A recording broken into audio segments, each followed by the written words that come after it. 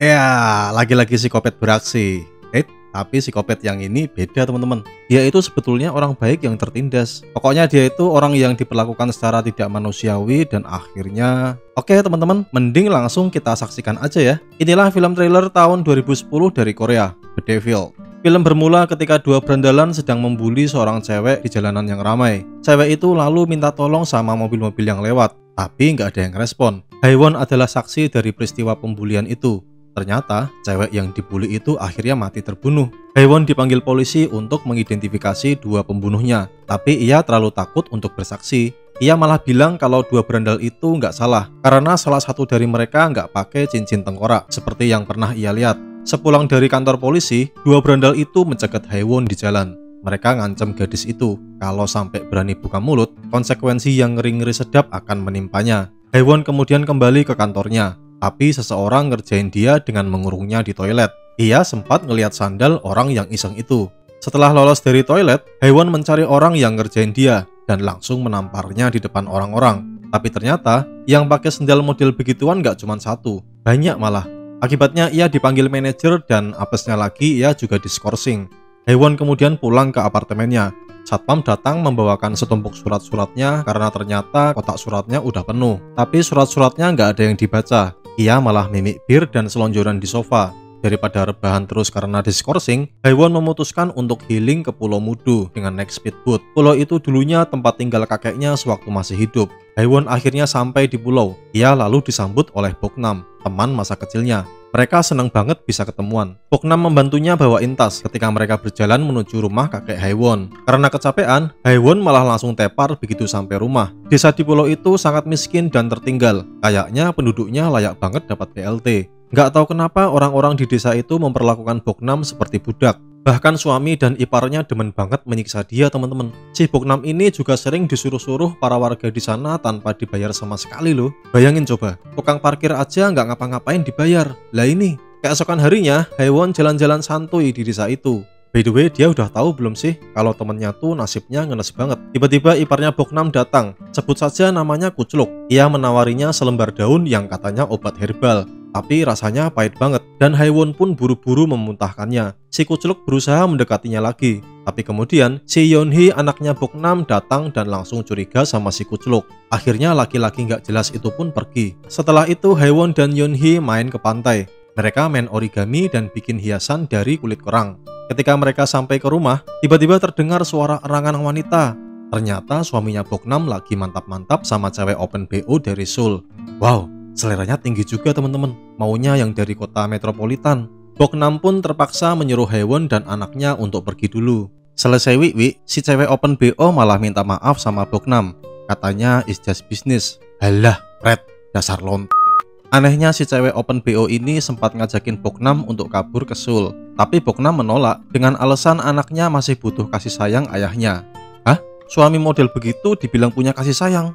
Atok ke. Setelah itu Boknam memanen madu, tapi suaminya yang kampret itu malah gangguin dia sehingga wajah Boknam bengkak dientuk tawon.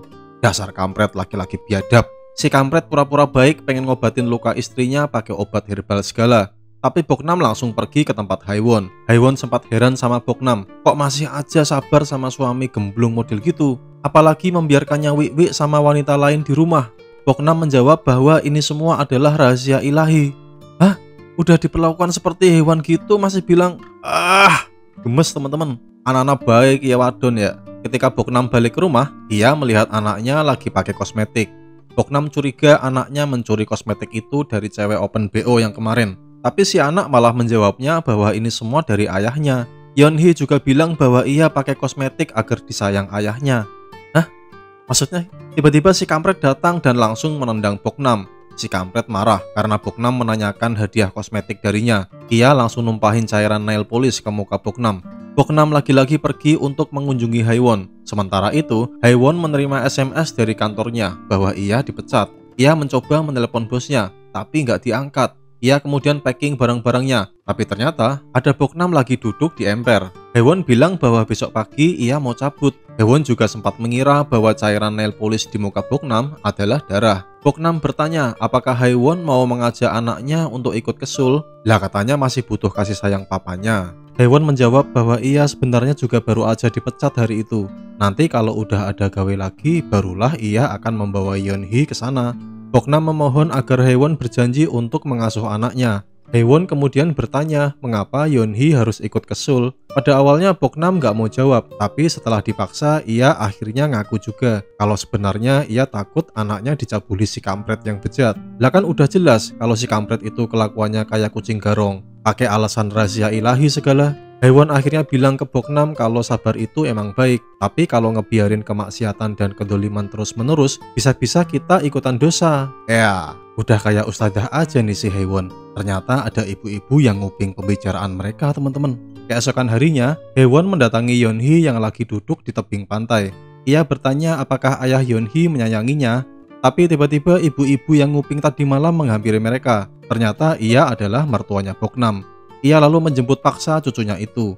Sang mertua juga bilang bahwa semua perkataan Boknam tadi malam adalah bohong. Sementara itu, Boknam malah kepikiran cewek open BO yang sempat menawarinya kabur ke Seoul. Ia lalu diam-diam menelponnya. Ia meminta tolong si cewek untuk datang besok dan membawa putrinya kabur ke Seoul menggunakan speedboat. Keesokan paginya, Boknam mengambil sejumlah uang dari saku si kampret, kemudian membangunkan Yeonhee untuk segera kabur hari itu. Awalnya si Yeonhee nggak mau, tapi setelah dikaplok si Rae, barulah ia sadar kalau dia nggak mau terus-terusan lihat ibunya dipukuli ayahnya. Speedboat yang dinanti-nantikan pun tiba. Boknam segera menyerahkan sekepok uang kepada si sopir. Namun tiba-tiba si kampret muncul di kejauhan. Boknam menyuruh sopir untuk segera cabut, tapi si sopir malah ngetem sambil ngudut. Akhirnya, Boknam diseret sambil dipukuli oleh si kampret. Yeonhee menangis sambil memohon agar ibunya dilepaskan. Ia berjanji nggak akan ninggalin papanya. Tapi si kampret malah menempeleng si bocah. Emang dasar biadab nih orang. Boknam juga menangis dan memohon agar anaknya jangan disakiti. Tapi emang dasar kelakuan si kampret udah kayak dajjal. Mau nangis kayak apa juga nggak bakalan ngefek. Percuma. Boknam akhirnya bilang kalau si kampret itu belum tentu ayahnya Yeonhee. Karena waktu itu banyak laki-laki yang memperkaos dirinya. Waduh, tambah ruwet nih. Oh, gini tuh kejadian asalnya. Si kampret langsung menamparnya hingga Boknam terjatuh. Nggak cukup di situ, ia juga menendangnya. Yeonhee mencoba menghentikannya dengan menggigit kaki si kampret. Akhirnya, rambut si bocah dijambak dan ia dilemparkan ke tanah hingga kepalanya terantuk batu sehingga ia meninggal dunia. Astaga. Ibu-ibu di sana menyuruh si kampret untuk stop. Oh, ada ibu-ibu baik hati juga ya di sana. Lah selama ini ngapain, Cuk? Kutu kupret lu pade. Boknam menyuruh semua yang ada di sana untuk menjauhi mayat anaknya dan ia menangis sejadi-jadinya. Kemudian, seorang polisi datang di pulau itu. Si polisi nanyain tentang kronologi kematian Yeonhee. Si kampret langsung mengarang cerita. Ia bilang kalau Boknam mau membawa kabur anaknya dan juga mencuri uangnya. Si kampret bilang kalau anaknya sebetulnya nggak mau kabur, tapi dipaksa oleh Boknam yang kemudian menyeretnya dan membantingnya hingga kepalanya membentur batu dan meninggal. Dan semua warga di sana yang emang pada gemblung tentu saja mendukung cerita si kampret. Polisi lalu menanyai Haewon apakah ia melihat seluruh kejadiannya. Tapi Haewon malah ngejawab kalau ia masih molor waktu peristiwa itu terjadi. Bangke nih cewek, temennya dijahatin malah nggak dibilain, sonto lo yo. Si polisi akhirnya pulang meninggalkan pulau sambil dibawain oleh-oleh dari warga. Dan ada duit sogokan juga teman-teman. Ia sebetulnya mau mengajak Haewon untuk pulang bareng naik speedboat, tapi para penduduk desa malah menyuruh si polisi untuk segera cabut, sehingga Haewon pun ketinggalan. Nah, entah si Haewon yang kelamaan dandan atau para warga yang emang udah dirasuki iblis nih teman-teman. Kalian tentuin sendiri deh. Warga desa menyuruh Haewon untuk menghibur Boknam yang baru aja kehilangan anaknya. Malam itu, Boknam menginap di tempat Haewon. Ia teringat masa kecil mereka ketika Haewon mengajarinya main suling. Kemudian 4 orang bocah dajjal ngebully mereka berdua. Tapi Haewon malah ngacir, sehingga Boknam yang sendirian dicabuli oleh para bocah dajjal. Memang nih si Haewon, nggak ada rasa setia kawannya babar bles teman-teman. Keesokan paginya Haewon kebangun dan langsung muntah-muntah. Nggak tahu deh, habis makan apa dia semalam. Para wanita di pulau itu lagi pada panen kentang di ladang, karena para pria lagi pada pergi ke kota. Tapi kelihatannya cuma Boknam yang kerja. Sementara yang lain cuman joget-joget sambil gibah. Tiba-tiba Boknam terdiam sambil menatap matahari tanpa berkedip. Ia lalu menghampiri para ibu-ibu, kemudian minum. Setelah itu ia bilang kalau barusan ia dapat bisikan dari matahari. Tentu saja karena perkataannya itu Boknam langsung diketawain sama yang ada di sana. Tapi kemudian yang terjadi selanjutnya di luar dugaan teman-teman. Boknam mengambil celurit yang ada di sana dan langsung membacok leher salah seorang ibu-ibu jahat itu. Very good. Ia lalu mengejar target kedua yang mau kabur dan langsung membacoknya dengan sukses. Kemudian target ketiga juga mau kabur, tapi sukses juga dibikin terkapar. Wah, udah triple kill aja nih teman-teman. Boknam kemudian duduk di antara mayat-mayat yang bersimbah darah. Di tempat itu juga ada kakek-kakek tua. Tapi ia udah pikun banget, sehingga nggak paham apa yang sedang terjadi di sekitarnya. Pada malam harinya, ibu mertua Boknam ngumpet di semak-semak. Ia nggak berani pulang karena takut dibunuh oleh Boknam. Keesokan harinya, Haewon terbangun dan langsung mencari sinyal. Ini cewek bangor apa ya? Molor mulu. Sementara itu Boknam lagi ngasah gunting, kemudian mencukur rambut si kakek pikun. Haewon melihat tiang sinyal telepon. Ternyata kabelnya udah terputus. Pantesan cari sinyal susah banget ya. Tiba-tiba ibu mertua Boknam menghampiri Haewon lalu bilang kalau Boknam lagi kalap dan sudah membantai 3 orang. Tapi kemudian Boknam muncul di sana dan langsung memukul Haewon sampai pingsan. Si ibu mertua langsung ngacir, namun Boknam mengejarnya. Hingga akhirnya si ibu terpojok di ujung tebing. Pelan-pelan Boknam berjalan menghampirinya. Di kejauhan, tampak speedboat yang membawa para laki-laki yang baru balik dari kota. Tapi si ibu mertua malah terpeleset dan jatuh dari tebing. Di tempat lain, Haewon terbangun dari pingsannya. Sementara itu, si Kucluk lagi raup di empang. Tapi kemudian Boknam menyergapnya dan langsung memenggal kepalanya. Hai Kucluk. Haewon yang melihat kejadian itu langsung kabur ketakutan. Boknam pun mengikutinya. Di tempat lain, sopir speedboat dan si kampret menyadari kalau nggak ada sinyal di HP-nya. Mereka kemudian mau raup juga. Tapi di sana, mereka malah menemukan kepala si Kucluk yang ditaruh di atas pohon. Kemudian Boknam mendatangi mereka dan langsung membacok tangan si sopir. Si kampret juga diserang, tapi ia masih berhasil menangkisnya dan menendang perut Boknam sampai ia terjatuh. Si sopir yang terluka langsung berlari ke kapalnya. Sementara itu si kampret mengikat dan menyeret Boknam ke rumah. Di sana Boknam ditendang dan dipukuli, sementara Haewon malah cuma nonton. Dasar nggak guna nih teman model begini. Boknam lalu meludahi wajah si kampret, sehingga kampret makin kalap dan mau membunuhnya. Haewon bilang ke kampret kalau ia sampai ngebunuh Boknam, dirinya langsung lapor polisi. Alah, Pret, telat lu. Tadi ada polisi malah cicing wae, borokokok sia. Goblok. Beruang heran teman-teman, kok tokoh utama film malah kayak gini ya? Terus peran dia di sini sebagai apa coba? Kampret udah siap mau ngegorok Boknam, tapi Boknam malah ngejilat pisau dan jarinya si kampret. Dan anehnya, si kampret malah sange. Tiba-tiba Boknam menggigit jarinya kampret. Begundal itu pun menjerit dan langsung memukuli Boknam. Kampret lalu mengambil sebuah kampak. Boknam mengambil pisau dengan mulutnya, kemudian menerjang si kampret dan langsung menusuknya. Kampret masih sempat menempeleng Boknam dan mencabut pisau di dadanya, tapi darah terus mengucur. Boknam yang berhasil melepaskan ikatannya, lalu membacoknya dengan celurit berkali-kali, sehingga kampret pun tumbang. Tebak apa yang dilakukan Haewon teman-teman? Ya, benar sekali. Cuma nonton aja. Tepuk tangan buat tokoh utama film ini yang begitu membagongkan saudara-saudara. Haewon lalu mengajak kabur si sopir speedboat yang entah kenapa kok balik lagi ke sana ya. Sementara itu, Boknam masih membacokin tubuh si kampret yang padahal udah mokat. Masih gerak-gerak mulutnya teman-teman. Haewon dan sopir akhirnya sampai ke speedboat, tapi ternyata speedboatnya susah banget di starter. Akinya soak kali ya. Sementara itu, Boknam tampak menghampiri mereka. Akhirnya mesin kapal menyala, tapi mereka lupa melepas tali tambatnya. Si sopir berusaha melepaskan tali, tapi Boknam menyerangnya. Haewon malah memencet semua tombol yang ada di ruang kemudi. Oh, cerdas sekali pemeran utama kita. Mungkin dikira kalau dipencet semua terus kapalnya bisa lari kenceng ya. Very good. Ternyata bener, speedboatnya langsung ngacir teman-teman.